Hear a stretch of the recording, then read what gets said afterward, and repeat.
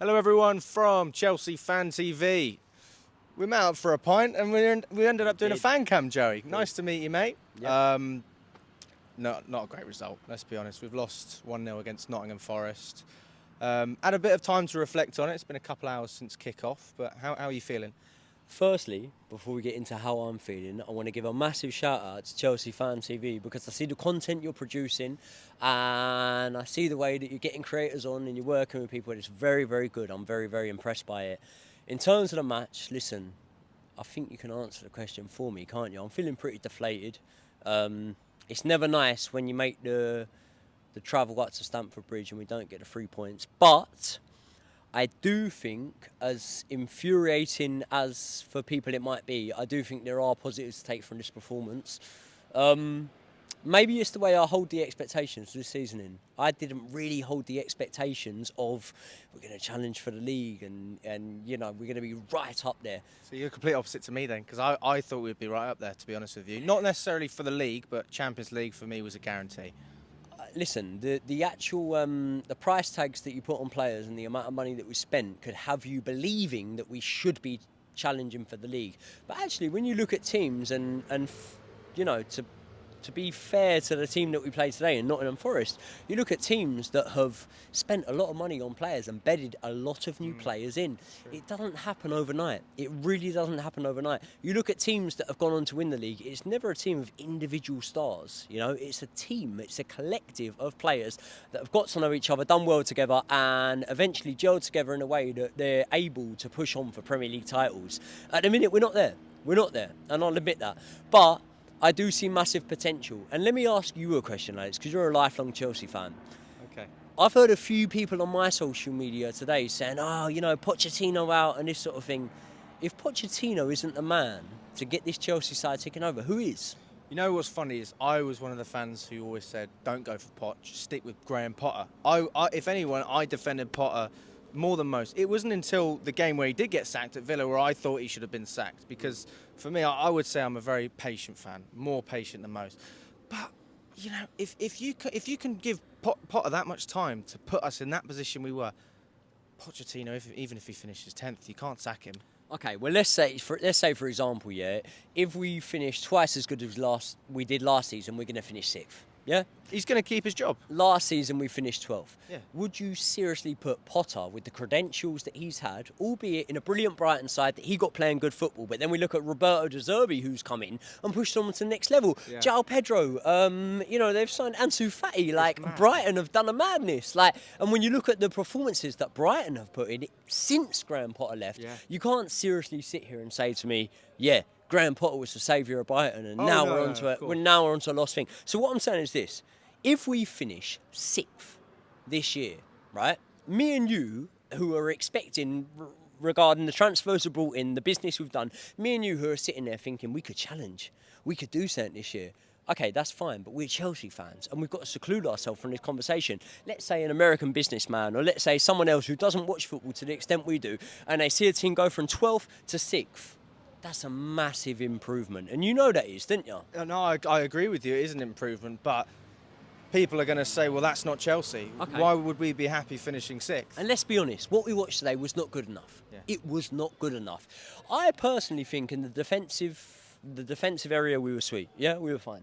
Midfield, I would argue that we were sweet. I know off camera you were speaking to me and you were saying you didn't know if Caicedo's passes were all correct and whatever. He gave the ball a couple of times. I don't think he had a terrible game, but I think there were key moments where they could have got another goal for us, and I think we got lucky. And that's fair enough, but do you not think that Romeo Lavia is going to give away the ball once or twice when he first comes in? Mate. Do you not think that maybe when Conor Gallagher first came off his loan at Crystal Palace, he gave away the ball once or twice? Do you not think that when I was in attendance for the match against Fulham, when Enzo Fernandez first came in, maybe once or twice his timing was a little bit off? These players need a minute to get up to speed, and what I am doing is giving them a minute, and I'm not being... I like it, mate, I'm not being massively critical and whatever. My expectations for Chelsea at the beginning of this season was I believed that we could finish 5th, and by all means 5th is going to get us Champions League football. It doesn't change. It really doesn't change. And am I disappointed? Am I just trying to be optimistic for the sake of being optimistic? No. Massively disappointed. I've had about 6 pints since the game. That tells you how disappointed I am, right? Yeah.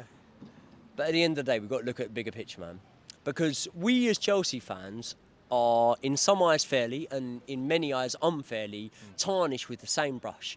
We're impatient. We want things here and now. We don't want to we don't want to trust the process. And I actually do want to do all of that. So if a 1-0 Forest defeat is, a stumbling block in the road that I believe we're going on, I will take it. I do believe Pochettino's the right man. I do believe this squad will come good. And unfortunately, much like the West Ham game, these things are going to happen. And do you know what, Alex? If we don't finish in the top 5 this season, don't get Champions League football, I'm okay with it. If we finish 12th, I'm definitely not okay with it. And I'm going to come on your channel and tell you why I'm not okay with it.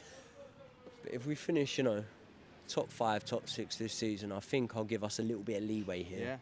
Yeah. Well, just one thing. I mean, let's talk tactically. We've spoken about the general situation.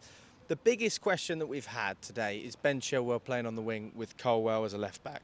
Yeah. I don't get it. I don't understand why Poch is doing it, and a lot of people feel the same. If there's one question mark for me, that's it. How do you feel about it?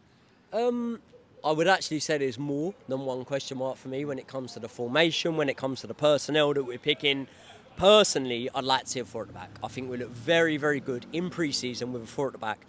You look at the fact we're playing Brighton in the third round of the Cup quite soon, a match I'll be in attendance for, and we played them in pre-season. We've done very, very well with a 4 at the back. Would you agree that we look really good with a 4 at the back? Yeah, mate, we had a good pre-season. Okay, it's going to upset a few.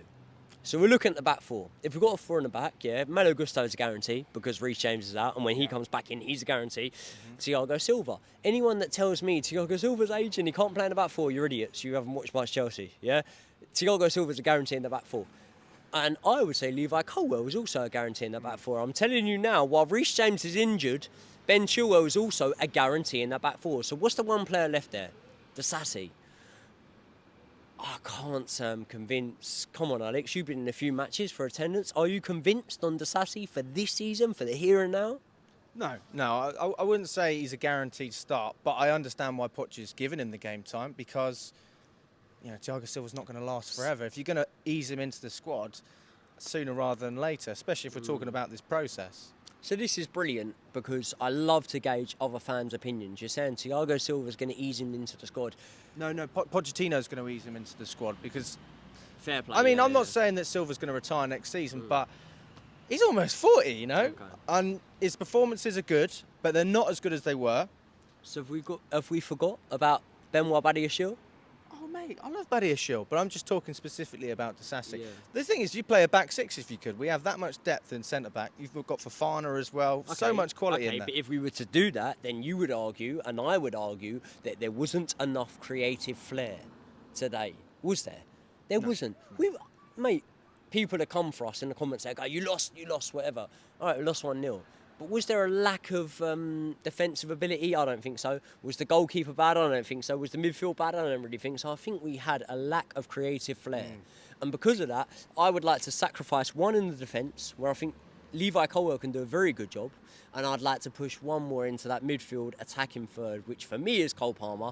And we'll see how we get on. And for that, I think Disasi may well be the weak link in that back 4.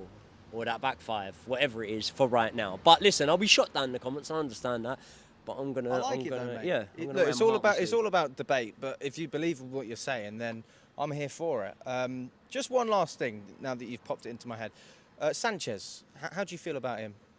I don't think we've got any option of how we feel about him, mate. I think he's the number 1. Petrovic is very young, unproven, and I think maybe he'll come in and do a good job, but I don't know how many opportunities he's going to be given when we're not in European competition, especially the fact that we're not in Europa League competition, because that could be a competition that I think we could see regular starts for him from.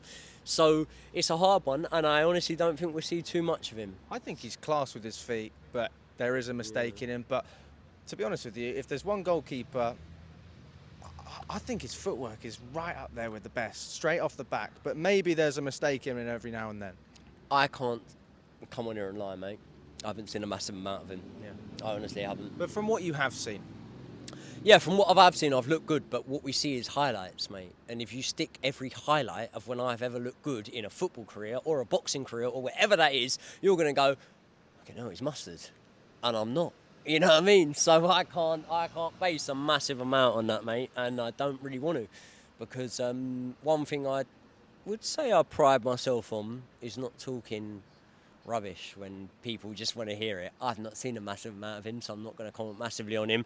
At the minute, we're stuck, well, not stuck, but, you know, at the minute we're dealing with Sanchez, and I'm going to put my faith in him. I'm going to hope that he comes good. Always a pleasure, mate. Thank you very much. Thank you, Alex. Listen, again, very, very big congratulations to the channel. You've absolutely been smashing it. I saw the channel before you were taking it over and it was in a good stage, but since you have taken it over, it's gone to the next level. So I'm very appreciative of you having me on, and we will try and get on in future games 100%. Thank you, mate. Always a pleasure. Alex, Thank you. Thank you very much, mate. Awesome. Big up.